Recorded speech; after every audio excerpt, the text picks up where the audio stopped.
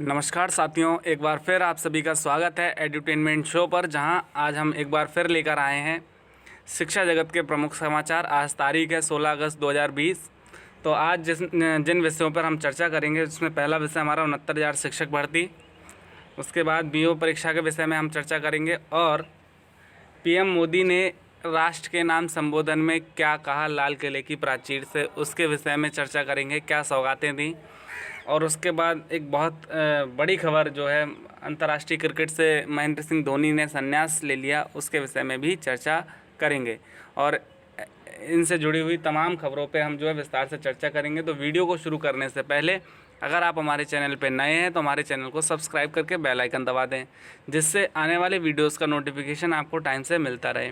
तो आइए हम वीडियो को शुरू करते हैं। पहली खबर जो आ रही है, एमआरसी मुद्दे पर माननीय मुख्यमंत्री योगी आदित्यनाथ को लिखा पत्र। ये पत्र लिखा है माननीय सुषमा पटेल जी ने। ये जो है विधायक सदस्य हैं महिला एवं बाल विकास संबंधी संयुक्त समिति की, ठीक है। तो इन्होंने इसमें बताया है, अवगत कराया है, बेसिक शिक्षा विभाग के अधीन 69,000 सहायक अध्यापकों की भर्ती में एमआरसी प्रक्रिया के कारण आरक्षित वर्ग ओबीसी, एसटी, एससी के अभ्यर्थियों के चयन के संबंध में। तो उन्होंने लिखा है कि सानुरोध अवगत कराना है कि वर्तमान समय में बेसिक शिक्षा विभाग के अधीन सहायक अध्यापकों की भर्ती प्रक्रियाधीन है। दिसंबर 2016 में विज्ञापित की गई भर्ती परीक्षा का परिणाम 12 मई 2020 को जारी किया गया, जिसमें विभिन्न श्रेणी के अभ्यर्थी इस प्रकार सफल हुए। इस प्रकार कुल 1,40,060 अभ्यर्थियों की नियुक्ति के लिए पुनः 18 मई को विज्ञप्ति प्रकाशित कर आगे प्रक्रिया बढ़ाई गई। इसी मध्य माननीय उच्च न्यायालय इस भर्ती पर अग्रिम आदेशों तक रोक लगा दी। महोदय, अवगत कराना चाहती हूं कि इस भर्ती में एमआरसी प्रक्रिया अपनाई जा रही है। इस संबंध में काफ़ी संख्या में अभ्यर्थी अवगत करा रहे हैं कि इस प्रक्रिया में आरक्षित वर्ग का नुकसान हो रहा है। आरक्षित वर्ग के अभ्यर्थी अपनी श्रेणी में ही चयनित हो पाएंगे तथा कई हज़ार की संख्या में ओबीसी अभ्यर्थी नियुक्ति से बाहर हो जाएंगे। अतः आप स्वयं अवगत हैं कि उत्तर प्रदेश सरकार द्वारा समय समय पर जारी आदेशों द्वारा निर्धारित सीमा तक आरक्षण देने का प्रावधान किया गया है। साथ ही कार्मिक अनुभाग के विभाग 25 मार्च 1994 के आदेश में इस पर लिखा है कि यदि आरक्षित श्रेणी से संबंधित कोई व्यक्ति योग्यता के आधार पर खुली प्रतियोगिता में सामान्य भर्तियों के साथ चयनित होता है तो उसे आरक्षित रिक्तियों के प्रति समायोजित नहीं किया जाएगा, भले ही उसने आरक्षित वर्ग के अभ्यर्थियों का अनुमान किसी सुविधा में छूट में लाभ लिया हो। तो ये पत्र लिखा है एमआरसी को लेकर जो है उन्होंने कि मुख्यमंत्री जी इसकी जाँच कराएँ और जो आरक्षित वर्ग के अभ्यर्थी हैं उनको न्याय दिलाएँ। तो देखते हैं, इससे देखना दिलचस्प होगा कि क्या इस पर निकल के आता है। अभी एमआरसी पे जो है कोर्ट में भी केस चल रहा है और राष्ट्रीय पिछड़ा वर्ग आयोग में भी सुनवाई है। और सभी जो माननीय ज़्यादातर माननीयों ने क्या है मुख्यमंत्री जी और विभाग को पत्र लिखकर इस मामले में संज्ञान लेने को कहा है। तो हम चाहते हैं किसी का भी भर्ती में अहित ना हो। अगर भर्ती में एमआरसी प्रक्रिया गलत तरीके से अपनाई गई है तो उसको सही से दुरुस्त करा जाए, और अगर सही है तो सरकार अपना पक्ष रखे। ठीक है, बढ़ते हैं अगली खबर की तरफ। ये खबर कल ही आ गई थी कि पिछड़ा वर्ग आयोग, राष्ट्रीय पिछड़ा वर्ग आयोग ने सरकार के आला अधिकारियों को फिर से पत्र भेजकर, रिमाइंडर भेजकर बताया है कि 20 अगस्त को फिर से तो तारीख लगाई गई है पिछड़ा वर्ग आयोग में, जिसमें the additional chief secretary, the principal secretary, the special secretary education section 4 और secretary examination regulatory authority। तो 4 लोगों को जो इसमें बुलाया गया है, मुख्य सचिव बेसिक शिक्षा और मुख्य सचिव बेसिक शिक्षा उत्तर प्रदेश और विशेष सचिव अनुभाग 4 के शिक्षा विभाग के, ठीक है, और पीएनपी सचिव, इन 4 लोगों को जो है बुलाया गया है और कहा गया है कि 20 तारीख को जो एनसीबीसी में सुनवाई सुनिश्चित हुई है उसमें अपनी उपस्थिति सुनिश्चित करें, अन्यथा की स्थिति में फिर जो पिछड़ा वर्ग आयोग है वो अपने स्तर से निर्णय लेगा। तो इसमें हम चाहते हैं कि सरकार जो है कोई हीला हवाली ना करते हुए जल्द से जल्द अपना जवाब दाखिल करे और 20 तारीख की सुनवाई में समस्त आला अधिकारी मौजूद रहें और वहाँ पर जो भी प्रक्रिया है, जो भी पक्ष रखना है, अपना मौखिक रूप से ना रखकर उसको प्रत्यक्ष रूप से अपने सामने रखवाएं, जिससे किसी भी प्रकार का जो भर्ती पर संकट के बादल हैं वो आगे ना रहें। जो बादल हैं वो छट जाएं। आशा करते हैं कि सब कुछ अच्छा होगा और सरकार जल्द से जल्द इस मामले पर संज्ञान लेगी और अभ्यर्थियों का किसी का अहित नहीं होने देगी।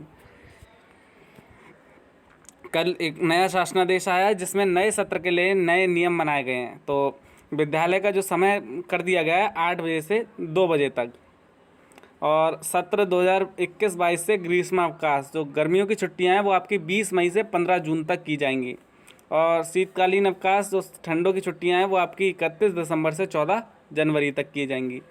और बहुत सारे बिंदुओं पर जो है आदेश निकाला गया है। जून का 2 हफ्ते का अवकाश शीतकालीन अवकाश में बदल दिया गया है, ठीक है। जो जून का 2 हफ्ते की छुट्टी थी उसको आपको शीतकालीन में 2 हफ्ते की छुट्टी दे दी, जो कि 31 दिसंबर से 14 जनवरी तक होगा। तो इसी तरीके के कई सारे नियम जो है बनाए जा रहे हैं बेसिक शिक्षा विभाग में, कि जिससे जो विद्यालय खुलने में, जैसे अभी मई जून में 2 महीने की छुट्टी से विद्यालय की जो व्यवस्था प्रभावित होती थी वो ना होने पाए, तो उधर की 2 हफ्ते की छुट्टी इधर सर्दियों में दे दी गई है। और उधर 14 दिन की छुट्टी के बाद जो 14 दिन बचेंगे जून में, उनमें शिक्षक जो है विद्यालय में नामांकन सुनिश्चित कराएंगे बच्चों का, ठीक है। और आज जो बीओ की परीक्षा होने वाली है, जो बीयू की परीक्षा होने वाली है, उसमें शामिल होने वाले सभी अभ्यर्थियों को हार्दिक शुभकामनाएं हमारी तरफ से, कि वो जाएं और परीक्षा में अपना सर्वश्रेष्ठ प्रदर्शन करें। लेकिन सभी ज़रूरी साधनों जैसे मास्क, सैनिटाइज़र, सोशल डिस्टेंसिंग और अपना प्रवेश पत्र, अपनी आईडी, सारी चीज़ जो अपना मूल आवश्यकता की चीज़ें हैं वो लेकर जाएं परीक्षा केंद्रों पर, और कम से कम 2 गज की दूरी अवश्य रखें। और बाकी अगर किसी को किसी प्रकार की स्वास्थ्य समस्या है तो उससे पहले विद्यालय प्रबंध समिति को अवगत करा दें, जिससे उन्हें परीक्षा के दौरान किसी प्रकार की कठिनाई का सामना ना करना पड़े। बाकी सभी लोग अच्छे से सकुशल परीक्षा देने जाएं और सकुशल घर लौटकर आएँ। कोरोना की महामारी में सभी लोग जो हैं सकुशल घर वापस लौट आएँ, इसी की हम कामना करते हैं। बढ़ते हैं अगली खबर की तरफ। अब हम चर्चा करते हैं कल जो स्वतंत्रता दिवस के मौके पर प्रधानमंत्री श्री नरेंद्र मोदी जी ने क्या कहा और देश के लिए क्या सौगात दी। तो मोदी ने 74वें स्वतंत्रता दिवस के मौके पर ऐतिहासिक लाल किले की प्राचीर से राष्ट्र को संबोधित करते हुए कहा कि दुनिया की बड़ी बड़ी कंपनियां आज भारत की तरफ देख रही हैं। सरकार ने एक के बाद एक दूसरे से जुड़े जो सुधार किए हैं उसके परिणाम दिख रहे हैं, और यही वजह है कि बीते वर्ष भारत में एफडीआई ने अब तक के सारे रिकॉर्ड तोड़ दिए हैं। बीते वर्ष देश में एफडीआई में 18% की वृद्धि हुई है। कंपनियों ने कोरोना संकट के दौरान भी भारत में भारी पूंजी निवेश किया है।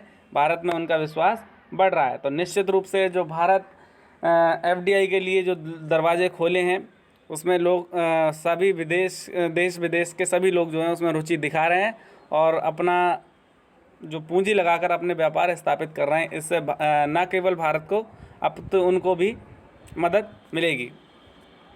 प्रधानमंत्री नरेंद्र मोदी ने शनिवार को आत्मनिर्भर भारत की परिकल्पना को विश्व कल्याण से जोड़ते हुए मेक इन इंडिया के साथ मेक फॉर वर्ल्ड का नया नारा दिया।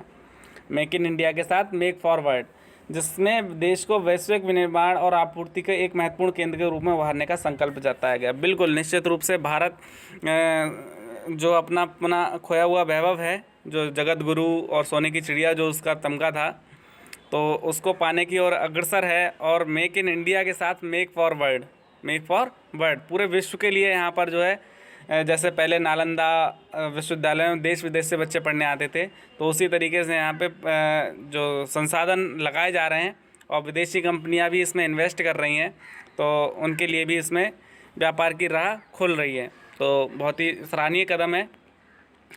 नारी सशक्तिकरण पर क्या बोले पीएम, तो बिल्कुल ये कल जो है उन्होंने नारी सशक्तिकरण के लिए भी काफ़ी कुछ कहा अपने संबोधन में।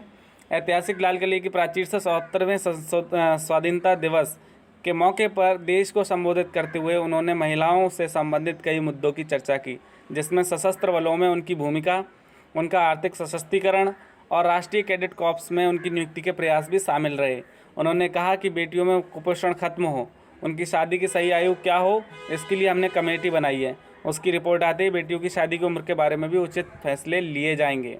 देश में अभी लड़कियों की शादी की कम से कम उम्र 18 वर्ष निर्धारित है, जबकि लड़कों की उम्र 21 वर्ष है। तो निश्चित रूप से ये बहुत प्रशंसनीय सराहनीय कदम है मोदी जी का, जो उन्होंने लड़कियों की विवाह की आयु को बदलने का फैसला लिया है। अब जो कमेटी निर्णय देगी, क्योंकि 18 वर्ष में देखिए बच्चे कोई भी जो है मैच्योर नहीं हो पाता, तो उससे वो कुपोषण का शिकार भी हो जाते हैं, क्योंकि कम उम्र में माँ बनने के कारण जो बच्चे हैं वो भी कमज़ोर होते हैं। तो इस वजह से उसकी आयु में जो बदलाव है वो ज़रूरी है। तो वो कमेटी का फैसला आते ही बिल्कुल निश्चित रूप से इसमें बदलाव होगा, और ये आर्थिक सशक्तिकरण, उनके आर्थिक सशक्तिकरण और राष्ट्रीय कैडेट कॉर्प और जितने भी सशस्त्र बल हैं उसमें उनकी भूमिका के लिए उन्होंने बोला कि इनकी नियुक्ति के प्रयास भी किए जा रहे हैं और वो किए जाएंगे। तो अब देखना, मैं आधी आबादी जो बात महिला की होती है, तो वो भी हमारे साथ अब कंधे से कंधा मिला के हर क्षेत्र में हमारे साथ डट के मुकाबला करेगी, चाहे वो सेना हो, चाहे मेडिकल हो, चाहे कोई सी सेवा हो। ठीक है, अब बढ़ते हैं एक बड़ी खबर की तरफ। माही ने कहा क्रिकेट को अलविदा। तो क्रिकेट प्रेमियों के लिए स्वतंत्रता दिवस पर भावुकता भरी खबर है। पूर्व भारतीय कप्तान महेंद्र सिंह धोनी ने संन्यास की घोषणा की है। धोनी अंतर्राष्ट्रीय क्रिकेट से संन्यास ले रहे हैं। तो निश्चित ही ये बहुत दुखद खबर है क्रिकेट प्रेमियों के लिए कि अचानक से धोनी ने एकदम से फैसला ले लिया और क्रिकेट को अलविदा कह दिया। महेंद्र सिंह धोनी जो पूर्व भारतीय कप्तान थे, ही केवल एक ऐसे क्रिकेटर हैं जिन्होंने तीनों प्रारूप में भारत को विजेता बनाया। अंतर्राष्ट्रीय T20 वर्ल्ड कप, अंतर्राष्ट्रीय वनडे इंटरनेशनल वर्ल्ड कप और चैंपियंस ट्रॉफी, तीनों में 2007, 2011, 2013 3 वर्ष जो है उन्होंने तीनों जो प्रारूप हैं उसमें भारत को विश्व विजेता बनाया। और क्रिकेट में इनके अतुलनीय योगदान रहा है। तो इनकी जगह भर पाना तो मुश्किल है, लेकिन हाँ, ये पूरी टीम के लिए, पूरे देश के लिए प्रेरणा स्रोत बने रहेंगे। और इन्हीं के साथ इनके कलीग कह सकते हैं, इनके सहयोगी कह सकते हैं, इनके दोस्त कह सकते हैं, सुरेश रैना ने भी क्रिकेट से संन्यास ले लिया। माही ने 7:30 बजे 7:29 पे उन्होंने इंस्टाग्राम पे पोस्ट की, मैं 7:29 से रिटायर माना जाऊं। तो उसके बाद जो सुरेश रैना ने भी रिटायरमेंट की घोषणा कर दी, और रैना ने अपनी इंस्टाग्राम पोस्ट में धोनी के साथ फ़ोटो शेयर करते हुए लिखा, मैं गर्व के साथ आपके इस सफ़र में साथी बनना जा रहा हूँ। देखिए, टीम जब इंडिया की बात थी तो भी दोनों साथ खेले, और उसके बाद जब IPL की बात हुई तो उसमें भी चेन्नई सुपर किंग्स में दोनों ने कई वर्षों तक, 7-8 वर्षों तक जो है साथ में खेले। और उसके बाद जब रिटायरमेंट, संन्यास की बात आई तो वो भी दोनों साथ में लिए। तो ये बिल्कुल दोस्ती की नई इबारत लिखने जा रहे हैं, और सभी जो युवा हैं, बच्चे हैं, इनसे प्रेरित होंगे और इनसे प्रेरित होकर जो है अपने लक्ष्य को निर्धारित करेंगे और उससे प्राप्त करेंगे। तो वीडियो हमारी यहाँ पे समाप्त होती है। आशा करते हैं आपको वीडियो जो अच्छी लगी होगी। अगर आपको हमारी वीडियो अच्छी लगी तो लाइक करें, शेयर करें। अगर आपका कोई प्रश्न है, आपका कोई सुझाव है, आप कमेंट सेक्शन में भेज सकते हैं। बाकी अगर आप हमारे चैनल पे नए हैं तो हमारे चैनल को सब्सक्राइब ज़रूर करें। और अगर आप UP टेट, CTET या किसी भी टीचिंग एग्ज़ाम की तैयारी कर रहे हैं तो हमारे चैनल से अधिक जुड़ें। ठीक है, तो मिलते हैं अगली वीडियो में नए विषय के साथ। तब तक के लिए नमस्कार। जय हिंद, जय भारत।